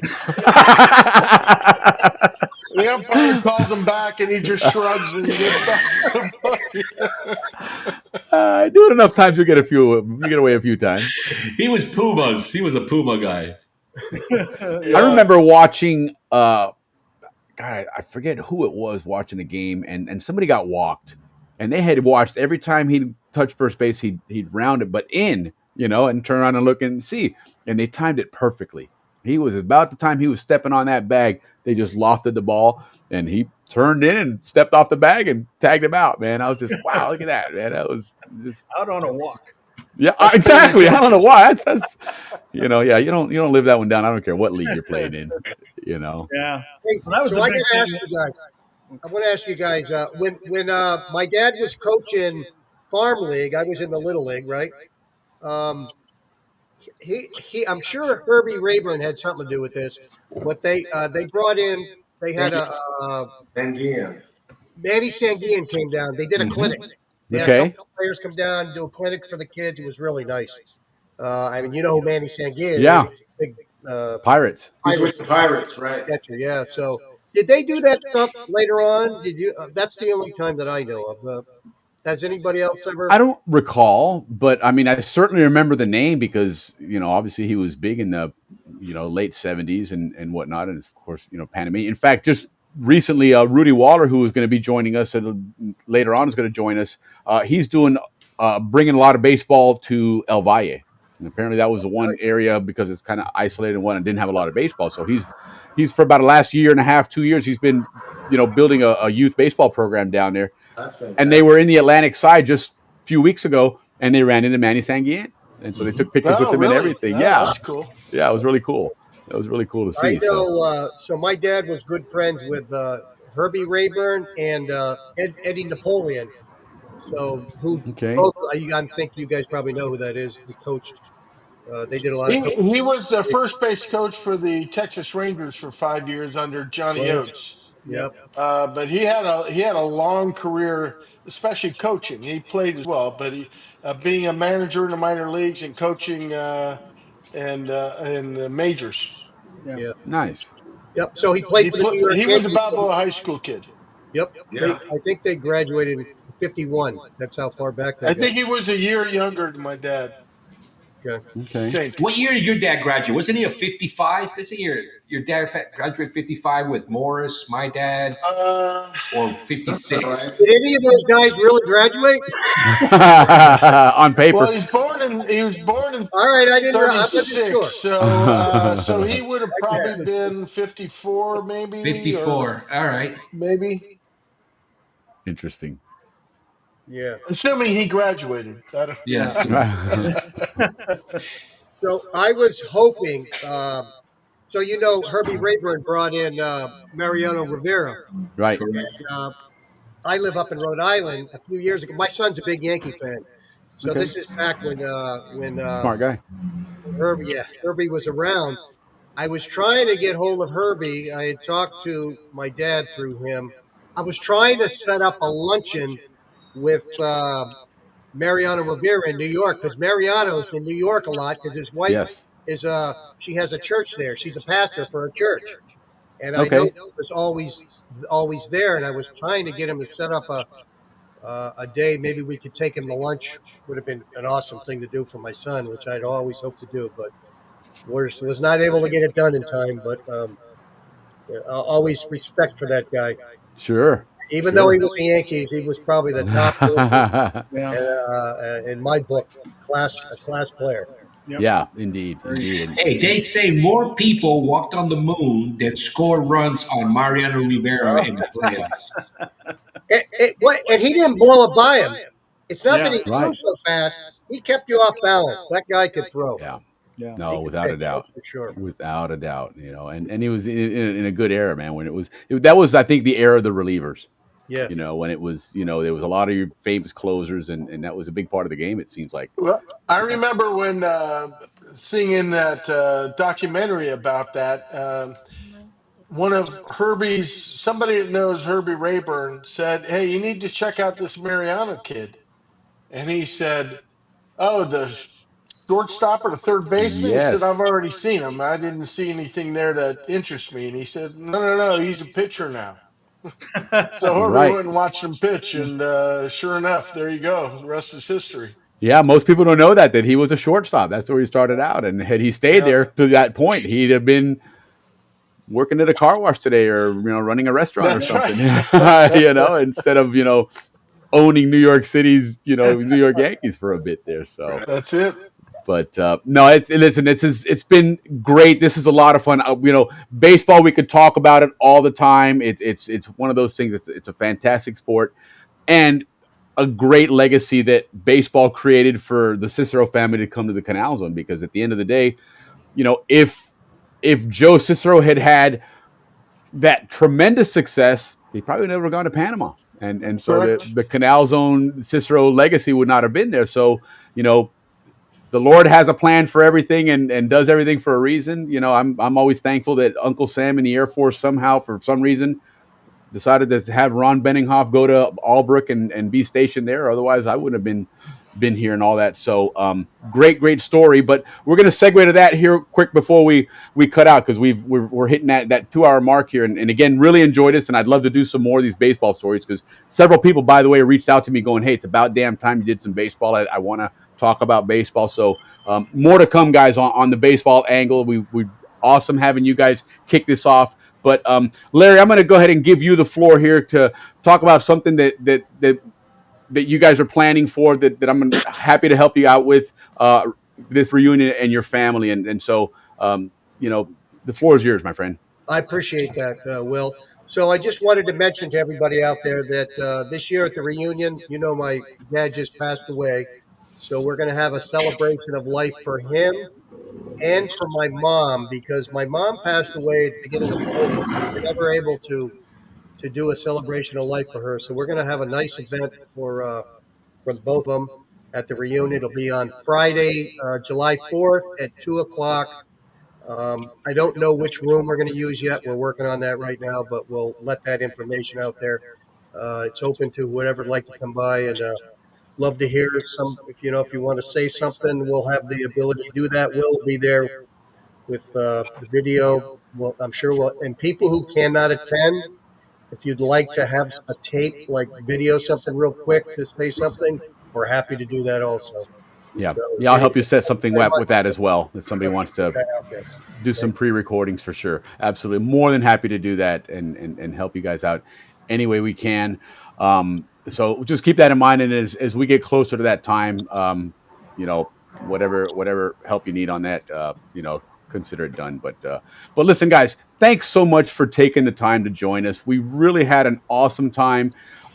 Congrats on your grandfather's amazing legacy. I mean, that's some really cool stats there, which led to some really cool Canal Zone baseball stories as well. So more to come on the baseball end. And Mark, real quick, plug your music, man, because you're cranking out. I mean, you're the new Motown here, man. It seems. Yeah, I just released 3 new songs. My artist page is Mark Cicero CZ, as in Canal Zone. There are other Mark Ciceros out there, so don't forget the CZ, and they're on all the streaming platforms. So you can go to whatever streaming platform you go to and do a search for Mark Cicero CZ. And I've got 9 songs up there with more to come. So yeah, absolutely. Yeah, check them out, guys. And listen, one other thing I'd like to say to everybody out there, if you need confirmation of anything we're saying here with Craig and I, just check with John Hewson. There you go. Willie and Ricky, thank you so much. I enjoy your show every week, man. Right on. No, it's our pleasure, and thanks again for contributing to the show, contributing to the rich Canal Zone history that we've all had the privilege of sharing. Had a lot of fun with you guys. We'll keep in touch, and again with what we've got going on for the reunion, and then again any more baseball stories. And listen, I'm sure we'll do some more football down the road again. So stay tuned for some more Balboa Rams and whatnot. But you guys have an awesome weekend. Take care of yourselves, and we will be chatting with you down the road, man. Cheers, guys. All right, thank you much, guys. Take care, guys. Thank you very much. Ricky, that was pretty cool, man. That was a lot of really good baseball stories, man. Great interviews. You're a good interviewer, Willie, man. I stay quiet because you are doing a marvelous job interviewing. No, I think it's a lot of fun. And, it's fun when you're doing it with content and people that you enjoy, right? And it's relatable. I think we went to nursery school together, that far back. That's how far back I know Mark. That's so cool, man. No, that's great. It was a lot of fun. We learned a lot of cool things about, the zone and baseball, and I mean, these guys, God, what an amazing athlete this guy was. Oh yeah, they were very good ball players. Yeah, man, and it carried over, for 3 generations that whole baseball, and I imagine it's gone further than that. I imagine that these guys, which I probably should have asked them, their kids are doing their baseball thing as well, and whatnot, and so it would have been cool to learn that as well. But most Zonian families that have the amount of generations that Cicero's has have a canal building background. They have a sports background. In other words, an athlete that chose Panama loved it so much that he stayed. So that's also that's the great story in my opinion. Yeah, no, without a doubt, it really was an awesome story. There was so much uniqueness there, and we all have ended up somehow in Panama for strange reasons. I mean, heck, even your family has such a long legacy from Panama, but think about where that came from a civil war and some and all this different things, and this cry for independence, and then my dad's stationed in the Air Force, and by sheer luck, this is right before the Vietnam War, and yet he could have ended up over there. Everything could have been so different. Yeah.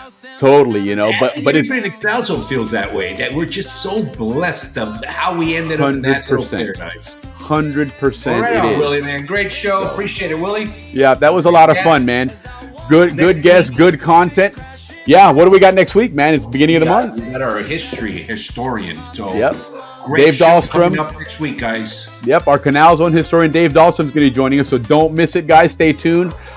Not sure what content he's bringing, but as always, it's something that we always walk out going, "Wow, I didn't know that." Learn something new about the zone. And then, later on in the month, again, we've got some other great guests. We're going to have that Panama Canal report with Andrew Eftimitis, Captain Andrew Eftimitis. Jim Duffus will be joining us for that one. Restaurant. David Cohen. Yes. Sabor Patrol at the 507 is going to be joining us. Jason Curtini, Jack Whitlock. 2 months. Yeah. We got a lot of great content. By the way, Class of 75, we are back on.